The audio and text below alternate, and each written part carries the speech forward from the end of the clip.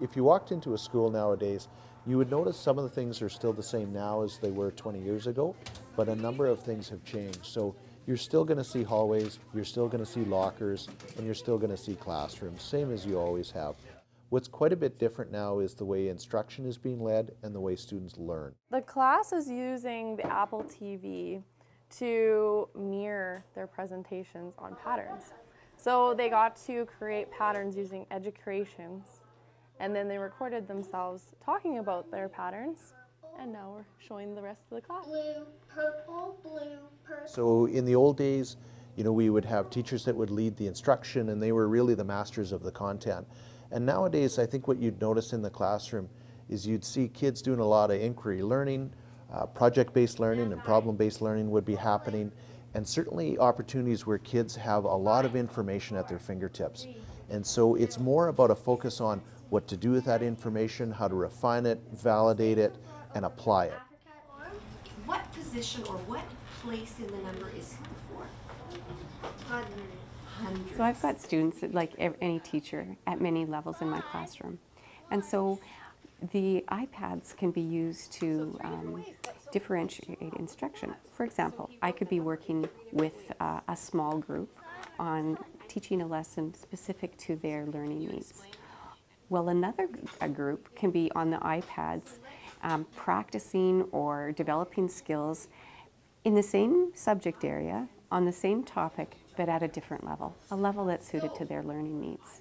So I can have blended learning going on in my classroom with a multitude of different levels going on using the iPads as a technological aid. So when we look at the government's Vision 2020 plan, and we're looking at preparing kids to be successful in their future, that's going to happen when we help provide them with the skills they need for the world that they will work in and the world that they will move into once they're done high school. We're operating in a global environment nowadays where kids need to learn to collaborate with others, whether they're physically in the classroom with them, whether they're in another school within our division or in another country around the world. That ability to collaborate is going to be really key for kids as we move into the future.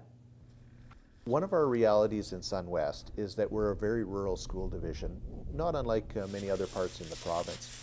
And so one of the things our board has really taken a strong focus to is making sure we have equity across all of our schools and for all of our students.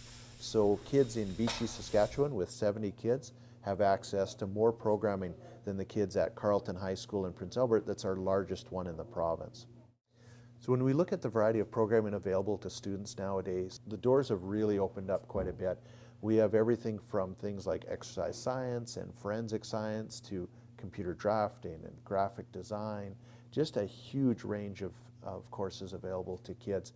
I am working on computer drafting 10. I am working on photography 10. I am working on cow-calf 10. I'm working on field crop 10. I am in media studies and I am watching a documentary and answering questions.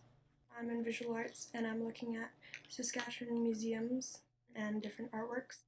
The best way that we can deliver that broad programming is through online. It enables us to hit not only every student in SunWest with this programming, but feasibly every student in Saskatchewan with this programming. So that involves some technology support work as we put the equipment in place in all of our schools to be able to deliver across to them. Seeing an awful lot of video conference equipment being placed in each school, as well as mobile devices so kids have access to that technology. Those are the big pieces that we need to get in place. Bandwidth is almost always an issue. So the more we can put into schools, the more we're able to do. So we've got a number of kids in different situations that are taking their education through us, and just some really amazing stories. Everything from our 88-year-old graduate that walked across the stage with our students last year, to kids that are backpacking around the world with their family at the moment, to kids that are competitive snowboarders and that are spending their winters out in the mountains but are continuing their education with us. This online programming has allowed us to address and meet those needs for those kids in really unique situations.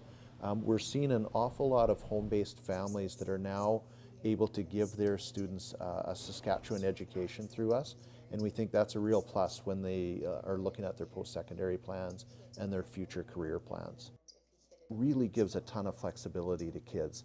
It allows them to work through at a pace that works for them whether that's an accelerated pace or whether that's a slower pace.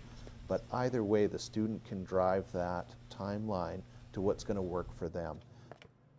We've seen some pretty rapid growth in the last few years. Our enrollments have pretty much doubled every year. So the first year we started, we had 3 teachers in the building, and during this current year we're up to 35.5 teachers that work connected to the DLC. So just a huge growth. We've seen the number of teachers double just in the last 2 years alone, and consequently our student numbers have risen dramatically as well. We had roughly about 200 kids involved the first year we got up and running, and to now this current year we would be up to 400 full-time kids and about 4,000 part-time kids. So just a tremendous growth in student numbers connected to the program.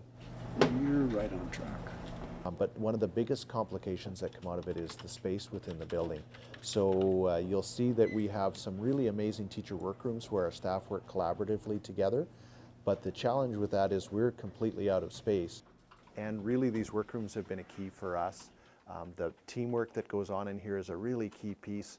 So they are surrounded by each other and are able to provide that help and answer questions, whether it's teachers working away on course development or marking assignments or supporting kids through a Skype interview or a phone call.